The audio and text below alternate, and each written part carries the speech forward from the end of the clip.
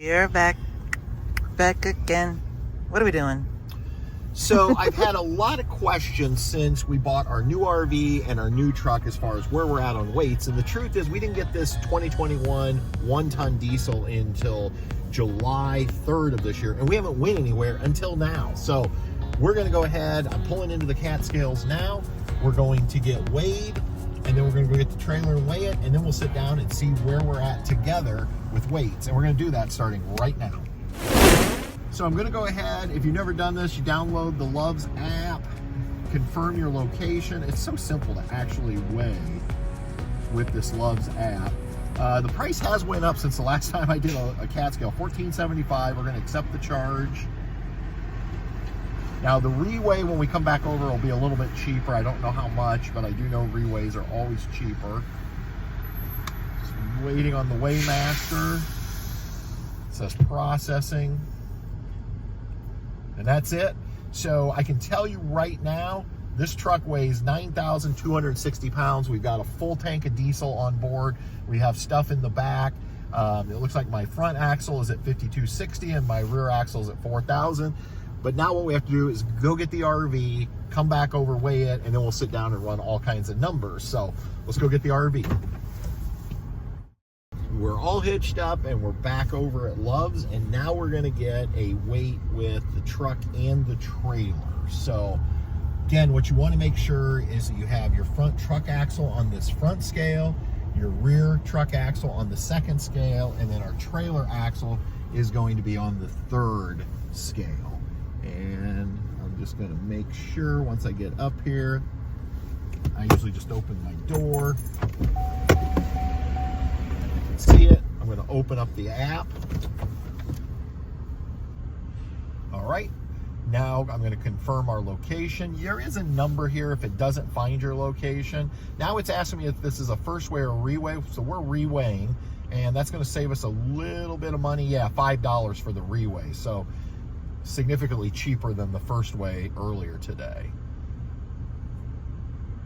Just waiting. It says Weighmaster is verifying information, finalizing, and we should be just about ready to have, there it is.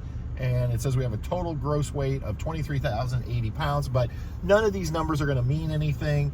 We need to go back, sit down, look at all these numbers, and we'll discuss them. And we also need the numbers from our truck, and we need the numbers for our trailer, and then we'll find out if we're okay with all of our weights. All right, let's talk numbers and find out, did I mess up again by not buying a dually as our tow vehicle? I will tell you, we have hauled the trailer now fully loaded for about 1,100 miles. We're on a little vacation, decided to sneak away for a week, and we're currently here at the beautiful Walt Disney World Resort, Fort Wilderness Campground, and the truck and the trailer did a great job coming down, averaged about 9.5 miles to the gallon pulling. But let's run through these numbers and see exactly where we're at. I will tell you, I didn't actually crunch these numbers until we got to Florida, just because after we weighed, we hit the road, and we were trying to get down here as quickly as possible because we are on a limited amount of time, because I need to get back up to Louisville for the outdoor hospitality conference that I'm going to be speaking at in a few days. So let's start with the truck ratings and what the weights came at. So our truck, again, is a 2021 Silverado 3500 HD, has the diesel engine, and it has a gross combined weight rating. That means what the truck and the trailer together can weigh.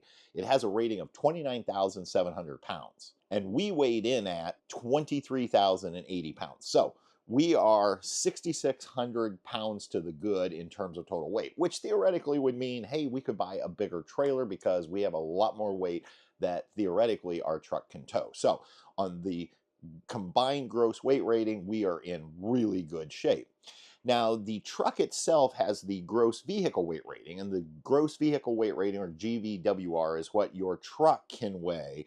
And that's going to be the weight of the truck, the weight of the passengers, the cargo, the fuel, and the pin weight of our fifth wheel. Now, if it was a travel trailer, it would be the weight on the hitch. So the rating for our truck is 12,250 pounds. And the day we weighed in at 12,540 pounds, which meant we were 290 pounds over. Now, I never really like being overweight in any category. However, I will tell you, 290 pounds on a 12,250 pound rating is less than 3% over. So now I'm going to talk about how we're dealing with this situation, but on the truck itself, we're about 300 pounds overweight as we were loaded the day that we weighed.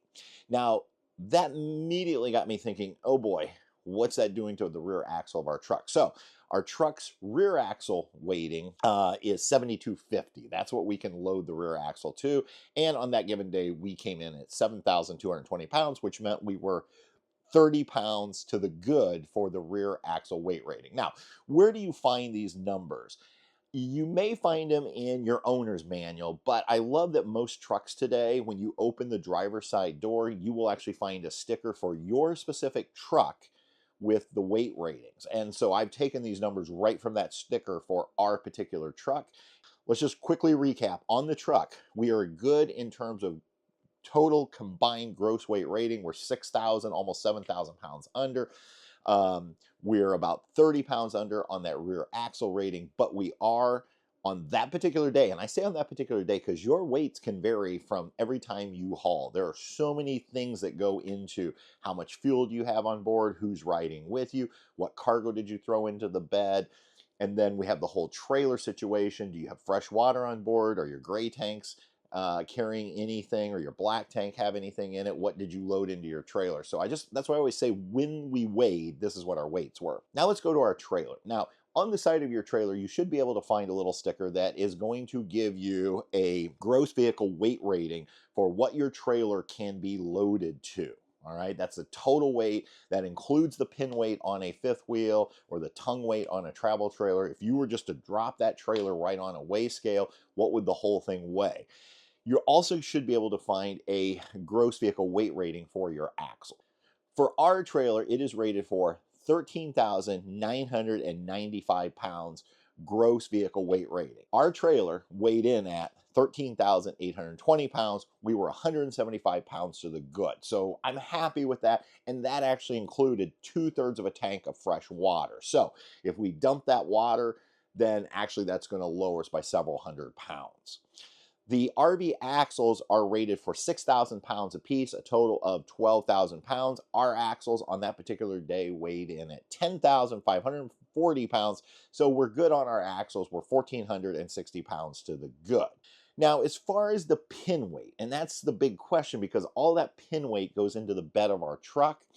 Doing some simple math from the scale weigh when we were just the truck itself and then the one with the truck and the trailer, we weighed in at 3,280 pounds. Now, according to the sticker on the truck, it says the pin weight should be rated no more than 3,165 pounds, which put our pin weight about 115 pounds over, which would explain some of that overage for the total weight of the truck. I can tell you that this model, this is a 2025 Alliance Avenue 32 RLS. They advertise, I believe, the unloaded pin weight at 2,000 pounds. Now, I had estimated that our pin weight would probably come in at about 2,700 pounds. And the way I came up with that was our last Alliance had an unloaded pin weight rating of 1,500 pounds. And when we were fully loaded with that, we were at 2,000. So I was like, well, we know that our stuff weighs about 500 pounds or adds about 500 pounds to the pin weight. And we also added a washer and dryer to this RV that we didn't have in the other Alliance. So that's about 160, 170 pounds. So that's where I came up with about 700 pounds and we'd come in at 2,700. So the number that blew me away was this pin weight because we ended up being about 600 pounds more, 500 pounds more than what I thought we would be at. So what's causing so much pin weight with our particular trailer? Well, for starters, we added a real mattress to this trailer. As you know, most of these trailers come with just these real thin, lightweight things, and that probably added another 50, 60, 70 pounds right up front in the bedroom. As I mentioned earlier, we added a washer and dryer, which was about 170 pounds. We run two 300 amp hour lithium epoch batteries that go right up in that front cargo bay. That's quite a bit of weight. We have the Victron 3000 inverter up there. We have all the cabling for it, charge controllers, things like that. That stuff all starts adding up. Then you throw in the fact that we have this elaborate water filtration system, amazing system from Blue Technology, but we carry a stainless steel water softener, a stainless steel chai filter. We have our 3-stage AR3 water filter. We have all of our hoses. And then in our underbelly, it is loaded right now because we are headed to Texas for the winter. So all of our Christmas decorations are in there. And, you know, it just all starts adding up. So what are we going to do about this? Are we going to go out and buy a new truck? No, we're not going to go buy a new truck. And I don't regret buying the truck we had. But immediately once we ran these numbers, we were here in Florida, me and my friend Mike, who's traveling with us, we decided to look at where could we save weight to bring that number down just to make me feel better. Truck pulled great. I don't think there's any issues being just slightly over like we are in those two categories, but I want to get it to where it's at or below. Number one, we were carrying 3 cases of 40 bottles of water. That is about 120 to 130 pounds. So immediately we're going to drink those up and we're not going to carry that much extra water. We also went through my tools and found out I was carrying a lot of tools that were either duplicates of tools that I had, or there were just things that probably are never going to get used while we're traveling. And so Mike and Amy are going to take those tools back with them to Indiana. So we cleaned out my tool bin, saved quite a bit of weight there. And we also had 2 boxes of DEF, 2.5 gallons each. That's 5 gallons. That's another 40 pounds. Now, do I need to carry 2? Probably not. As long as I keep it full, then theoretically I wouldn't have to carry any because I could buy some on the road, but I am still going to carry 1 box. I like to have 1 in reserve. And so we eliminated again a few pounds there. So when you start eliminating things a little bit here, a little bit there, I think that's going to bring us down to where we need to be. You know, when you go weigh your trailer and your truck, or you're trying to make decisions about what truck to buy to go with what trailer, I would suggest always go bigger on your tow vehicle. It's one of the worst decisions I ever made over the years. Was I always would go with what I thought I needed, and then when we wanted to upgrade trailers, we didn't have enough tow vehicle. And so even this one, you know what, maybe the dually wouldn't have been that bad, because at least with the dually, you get tons of cargo carrying capacity in the bed. It just really jumps up. And so, you know, that might be something if you're considering buying a tow vehicle, just go bigger in anticipation that someday you're going to want to upgrade, and you want to have enough tow vehicle for it. And you know what? If you are a little over, do like us. Start looking at what you're hauling in your trailer. Start looking at what you're hauling in the bed of your truck, and look at what things can you leave at home, or how can you make adjustments. Are we underweight right now? I don't know yet, because we haven't left, but I can guarantee it, when we head back north next week, I am definitely going to hit a CAT scale and see if the adjustments we made have put us within the tolerances that are set by both the trailer manufacturer and the truck manufacturer. Although honestly, the trailer is perfect. We have no issues with it. It's really, we just needed to get a little weight out of the bed of the truck. I hope this is useful to you. I hope you maybe gathered a little information. And if you've had any experience with your trailer being a little over in your truck, and what did you do, I'd love to hear about it down below in the comments section. Till next time, everybody, we'll see you on down the road. Bye. Travels with Delaney. We'll see you on down the road.